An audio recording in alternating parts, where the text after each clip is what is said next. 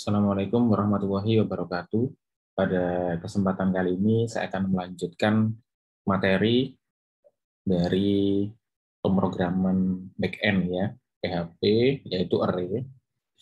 Array ini konsepnya sama seperti konsep array pada bahasa pemrograman yang lain seperti Java ya maupun pada Python. Mungkin di sini saya akan lebih fokus menjelaskan seperti apa struktur ya dan penggunaannya. Oke, jadi secara definisi array sendiri berarti kumpulan data.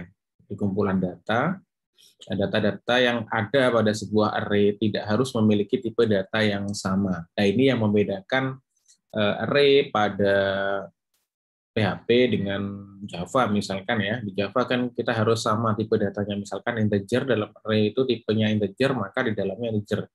Kalau di sini tipe data array didefinisikan bisa berupa string, bisa berupa angka ya.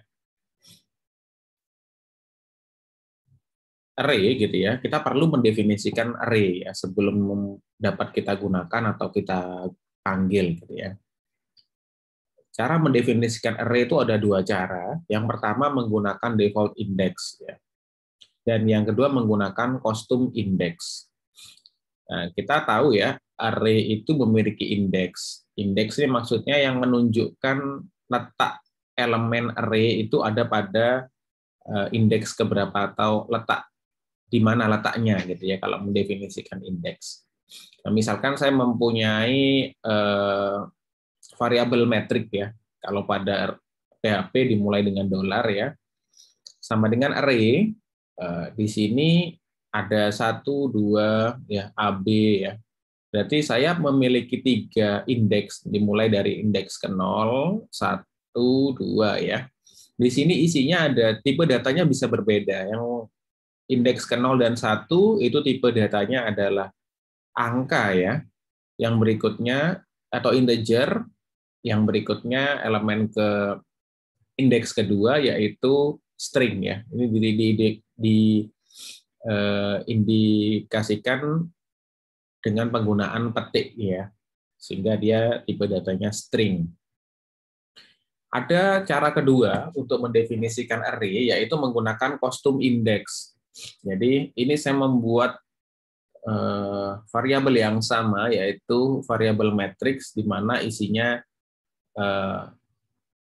nilainya sama ya dengan yang pertama ya 1, 2 dan AB. Namun saya menggunakan custom index. Jadi untuk mengindeks elemen pertama pada array saya menggunakan 1 gitu ya. Menggunakan kata 1 sebagai custom indeksnya. Kalau tadi kan indeksnya menggunakan indeks biasa ya 0, 1, 2. Oh, di sini nomor 1 ini indeks 1, ini indeks kedua, ini indeks 3 ya. Jadi saya tinggal memanggil seperti custom index yang sudah saya tentukan di sini. Setelah kita mendefinisikan atau mendeklarasikan, kita perlu mengakses array pastinya ya. Bagaimana kita mengakses array? Yang pertama menggunakan default index ya. Default index itu bisa kita lihat ya, indeks yang tadi saya jelaskan ya, 0, 1, 2 gitu ya, itu adalah default index ya. Kalau kita ingin memanggil atau kita ingin memprint ya atau mencetak ya variabel array kita ya gunakan fungsi print, lalu gunakan panggil variabel matriksnya, dan yang akan kita print adalah indeks keberapa pada array. Di sini kita menggunakan indeks ke 0, berarti yang kita panggil adalah data pada indeks ke 0 ya. Tadi datanya adalah 1, berarti kalau ditampilkan maka nilainya adalah 1. Berikutnya menggunakan custom index sama persis ya, namun di dalamnya ya untuk memanggil array-nya, indeksnya kita menggunakan custom index yang sudah kita rubah tadi. Contohnya 1 ya begini. Ini mengidentifikasikan sebagai custom index. Ada lagi kita ingin tahu sebetulnya ya, biasanya kalau pada Java ya untuk mengetahui fungsi count itu array.length ya. Kalau di sini fungsinya pada PHP itu kita menggunakan fungsi count ya untuk menghitung berapa jumlah elemen pada sebuah array ya. Contohnya saya punya variabel cars ya di sini, di mana tipe datanya adalah array dan dia berisi 3 elemen data ya. Ada Volvo, BMW, Toyota di sini. Semuanya string. Nah, tapi saya ingin tahu berapa jumlah merek mobil yang saya punya misalkan ya. Itu kan kita perlu menggunakan fungsi count di sini. Nah, kita gunakan fungsi count pada variabel cars yang isinya tadi array. Sehingga isinya atau nilainya kalau ditampilkan itu berupa nilai. Jadi di sini hasilnya count-nya 3 gitu ya. Ada beberapa, ini studi kasus ya, silahkan nanti dicoba ya, dicoba sendiri membuat yang sama seperti ini ya. Jadi file ini diberi nama connection.php. Ada buat dua file. Yang pertama file connection.php dan file index.php. Kalau file index.php itu sudah ada, tinggal nanti dirubah saja ya. Ini file baru yaitu connection.php. Ada isi, di sini adalah bahasa pemrograman PHP. Isinya kita ingin membuat title dan konten ya. Title ini judulnya, konten isinya. Nah, di sini title ini mendefinisikan array 1 dimensi tanpa indeks ya. Kita lihat di sini ya. Title itu isinya lah ini array. Judul pertama, judul kedua, judul yang terakhir. Isinya ada 3 elemen.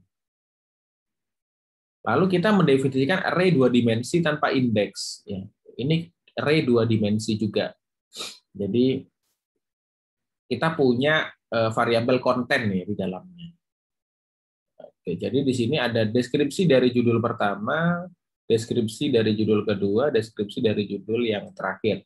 Di sini ada tanggalnya, ya, ada deskripsinya juga. Ya. Ada tanggal, ada deskripsi, ada 2 isian di sini. Jadi array 2 dimensi gitu ya dalam contoh yang ini itu sebetulnya adalah array 1 dimensi dengan indeks ya. Jadi kalau kita bisa lihat nanti judul pertamanya itu ini ya, diambil dari indeks pertama dari title, lalu berikutnya akan diambil indeks pertama ya dari konten ini. Jadi yang pertama ini adalah yang pertama di konten juga. Nanti indeks ke-1 dari title akan mengambil indeks ke-1 juga dari konten gitu ya. Begitupun seterusnya sampai ke n, sampai ke elemen ke n.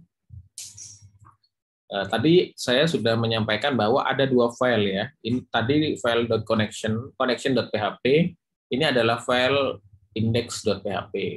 Ya, seperti ini, adik-adik bisa menuliskan sama seperti ini. Nah, ini sudah ada ya basicnya, hanya saja kita tinggal tambahkan require once ya connection.php. Apa gunanya ya? Di sini require once digunakan untuk menyertakan file PHP lain ya. Tadi kita sudah buat file PHP lain ya terpisah. Bisa juga menggunakan require saja atau include once atau include ya. Include connection.php atau require once atau require connection.php ya. Hampir sama. Bisa juga digunakan silakan. Jadi ada 2 hal yang akan kita rubah di index.php-nya.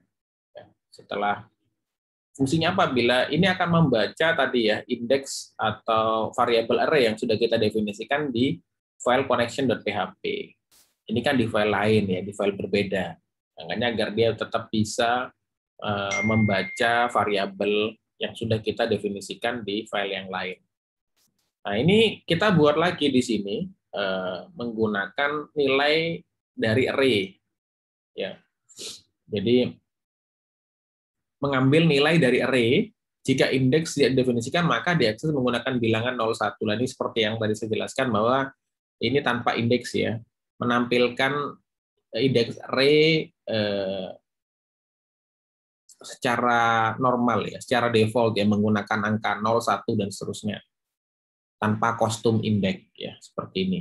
Jadi ini kita menulis heading 1 ya. Ya, jadi ada headingnya apa, judulnya itu dipanggil dari ini indeks dari title heading 1 dia diambil dari variabel title, di sini indeksnya ya. Indeksnya nanti akan mengikuti ya, indeksnya tadi kan ada 0, 1, 2 ya. Yang P ini paragraf, jadi isinya di heading itu untuk setiap heading nanti ya, ada heading 1 di sini akan diulang sebanyak indeks array-nya, sebanyak elemen array-nya. Ini ada P ya, paragraf di sini. Jadi di dalam setelah heading ada paragrafnya. Isinya apa? Tanggal berapa? Lalu ada deskripsinya, gitu ya, kontennya, isinya, gitu ya. Tadi kan ingat di konten tadi kita ada apa? Tanggal, ada deskripsi ya. Jadi ini yang dinamakan indeks apa? Array 2 dimensi ya pada PHP. Jadi dia seperti memberikan kostum indeks gitu ya. Nah, ini kan kostum indeks ya, tanggal, deskripsi gitu ya.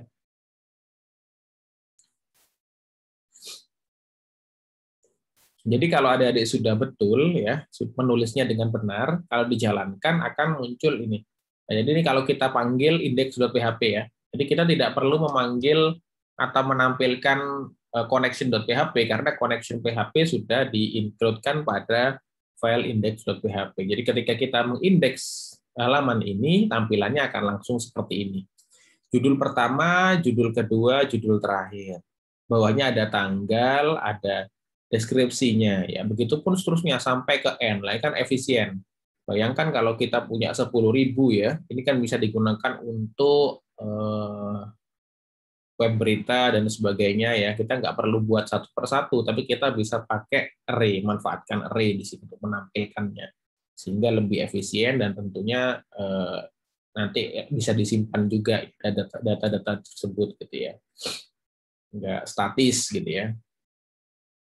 Jadi lebih detail mengenai array, jadi dapat membaca pada PHP manual. Di situ ada function reference, ada variabel ada tipenya ya, related extension. Pilih yang array ya, itu ada berbagai informasi terkait array.